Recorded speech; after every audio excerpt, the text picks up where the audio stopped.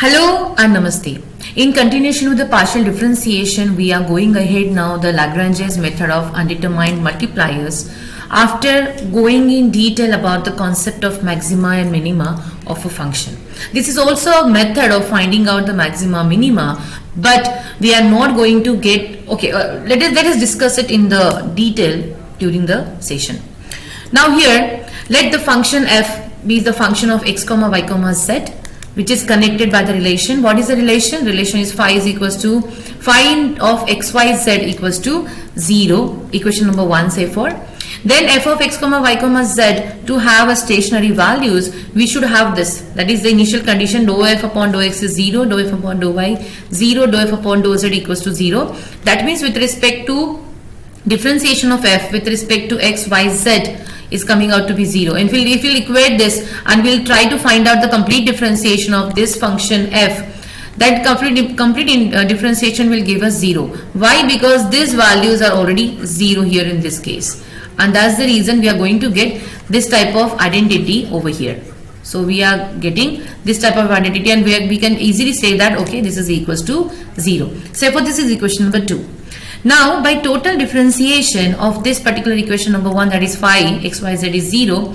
So we are going to get this as dou phi upon dou x dx plus dou phi upon dou y dy plus dou phi upon dou z dz equals to 0. Say for this is equation number 3.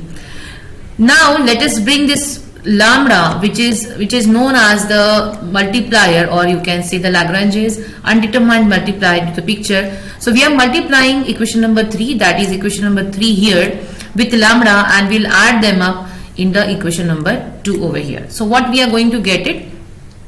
So dou f upon dou x dx plus lambda times dou phi upon dou x dx plus dou f upon dou y dy plus lambda times dou phi upon dou y dy is equals to 0. So same thing is for z also is equals to 0. Again, if you'll observe here, if you'll take it out, this dx out from the bracket, dy and dz out, we are going to get these equations. And if we are equating this particular equation both the sides, so we are going to get it, this bracket is equals to 0, this bracket equals to 0, and this bracket equals to 0. That means what? That means, and say for they are the equation number 4, 5 and 6 respectively.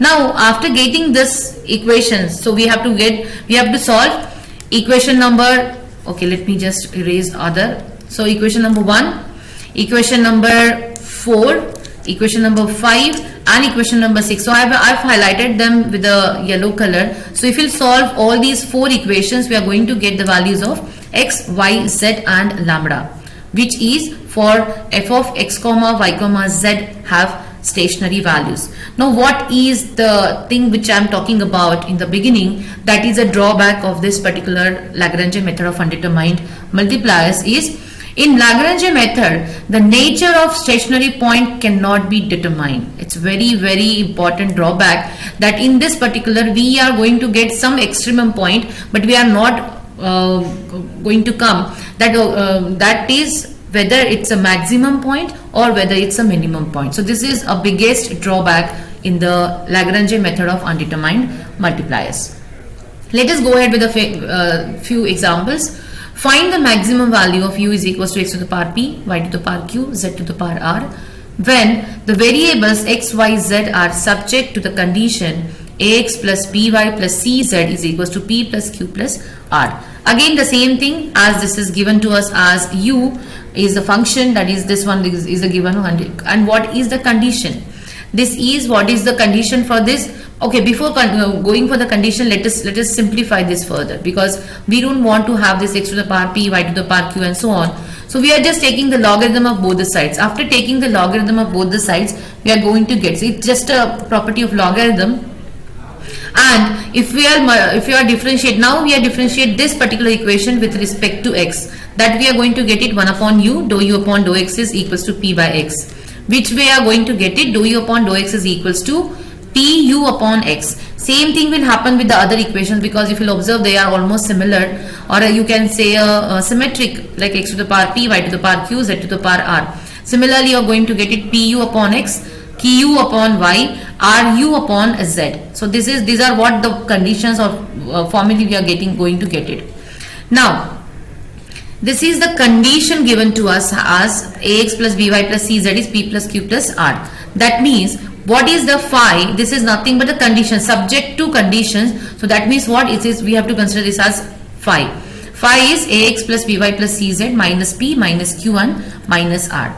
And therefore, we can take dou phi upon dou x is a, dou phi upon dou y is b, dou phi upon dou z is equals to c. Now, we can check it out. This is nothing but the function f here. This is nothing but the function phi over here. And therefore, if you observe, the Lagrange equations are dou u upon dou x plus lambda times dou phi upon dou x is equals to 0, which is we have almost already got the values of this and this. We are just multiplying that with lambda and we are going to get it x. The value of x is minus pu upon lambda times a, same for y and then for z.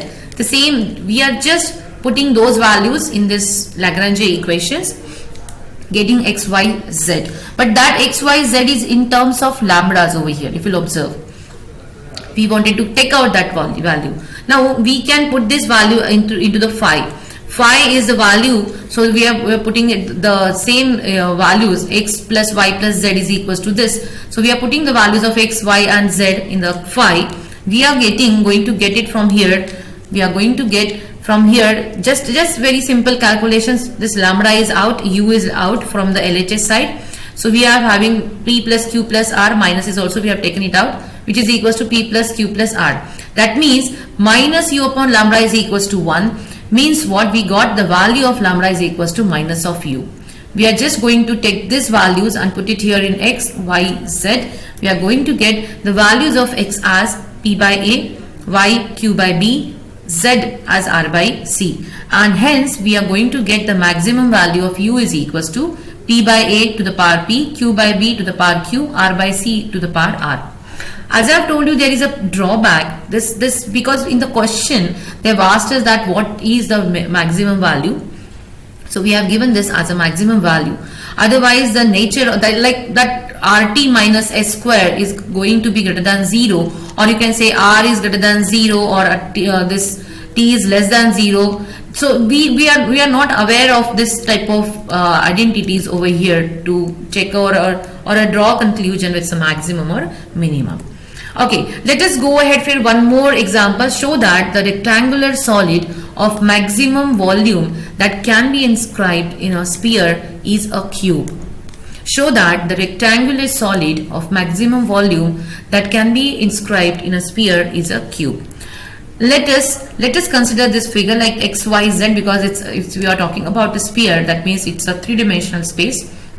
X, y, z. Suppose this is a sphere and there is some figure is enclosed here. We have to show that this figure is nothing but a cube. That means what, all these sides, x is equals to y is equals to z, all the sides of this particular rectangle is equals to what you call it as that sphere. That means all the sides are equal.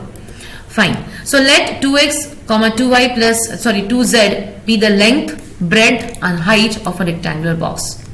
Let r be the radius of the sphere. Now, volume of the sphere or volume of this particular solid will give you v equals to 8 into x, y, z. 8 into x, y, z. Why is that? Because it's like nothing but this into this into this 8 x, y, z will be the volume of that particular solid. Let us, this will be equation number 1. Then x square plus y square plus z square is r square, means what? Phi is coming out to be x square plus y square plus z square minus r square is equals to 0. Equation number 2.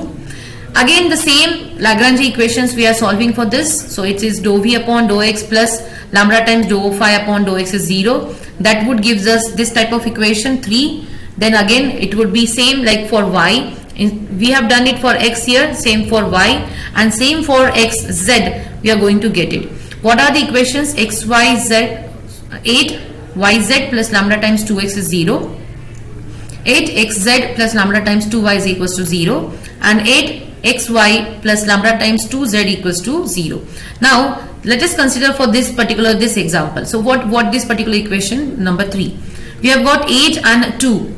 8 and 2. Let us see here. From this 3 equation, so 2 times lambda times x is equals to minus of x 8 yz. This gives us 2 times lambda x square is equals to minus of 8xyz. Same thing will happen for the equation number 4 and 5. So from 3, 4 and 5 we are going to get this type of set of equations. And if you'll observe, this RHS of 3 of them are equal. So minus 8xyz. Minus 8xyz is the equation, or you can say the identity we got it for RHS side of all those 3 equations. If these 3 equations RHS are equal, LHS have to be equal. That means 2 lambda times x square is same as 2 times lambda y square, 2 times lambda z square. That means 2 lambda will go from everywhere, will remain here with x square is equals to y square is equals to z square, which will gives us x is equals to y is equals to z. Hence, the rectangular solid is cube. That is what I said in beforehand, that if you wanted to show that it is a cube, that means x should be same as y, should be same as z. That is what we have tried to prove here, and that's the reason it is said that it is a cube. This particular solid, rectangular solid, is a cube for this particular question. Okay, and this is the favorite of mine, that is self-observation slide. 2 questions have been given along with the answers.